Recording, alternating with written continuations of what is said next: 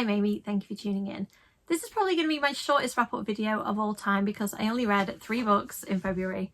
I was really busy editing Day and the Night, my Dracula retelling, and I just didn't have time or energy or headspace for reading.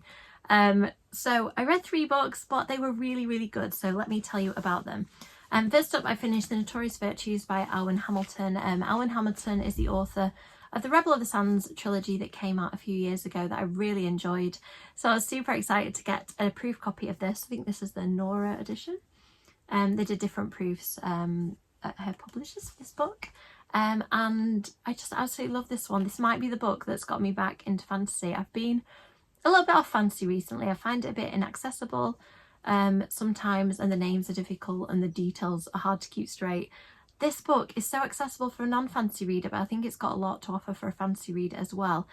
It has got some romance, but it is mostly about family dynamics, about magic. It is about competition, slightly Hunger Games-esque, but not as brutal. But this one is about a family who compete to decide the next heir, and all these young people really want the job. Trials can hit at any time. And there's lots of unrest in the city at the same time because people are starting to rise up against the idea of this ruling class, this ruling family.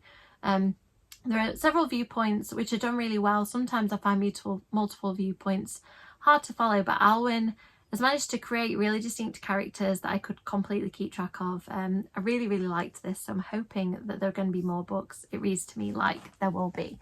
Next up, I've read another Darcy Coates book. Anybody who watched my wrap-up video, I think it was of December, I read Dead of Winter and absolutely inhaled it. I was obsessed. So I picked up another popular Darcy Coates book, and I love this one too. I think it's really exciting when you find a new author that you just absolutely love. And Darcy Coates has really done it for me with these 2 books. This one is set on a deep-sea diving exhibition. A ship has been discovered that's been left under the ocean for a long time. A group of deep sea divers go down and soon realise that things are not well on this ship, things are not right.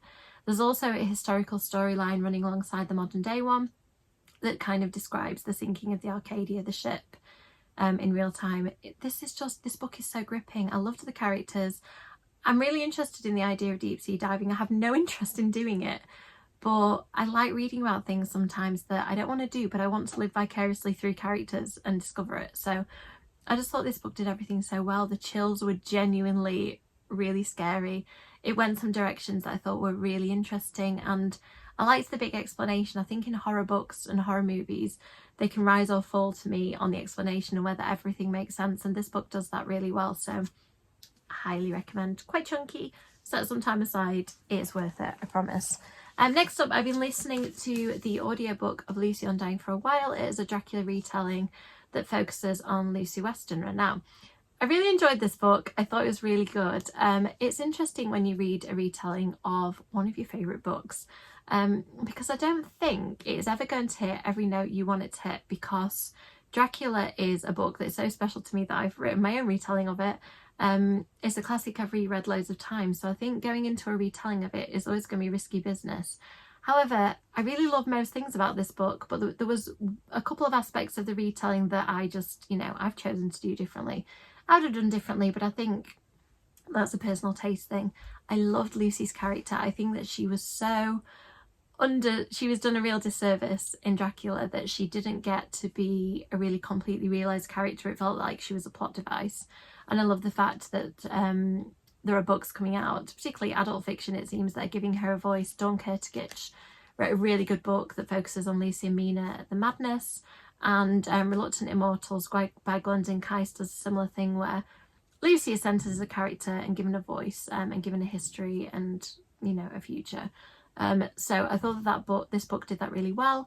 It's got a really good sapphic relationship in it that I really liked. I'll not spoil who that's between because, retelling, I think the thing with retelling is you know some of the things that are coming, but what this book does really well is that it does reinvent some things. It's got a lot in there for Dracula fans, but it reinvents some things to keep you surprised, and the relationships is one of the ways that it does that. So that is it. That is the 3 books I read in February, my very short wrap-up video.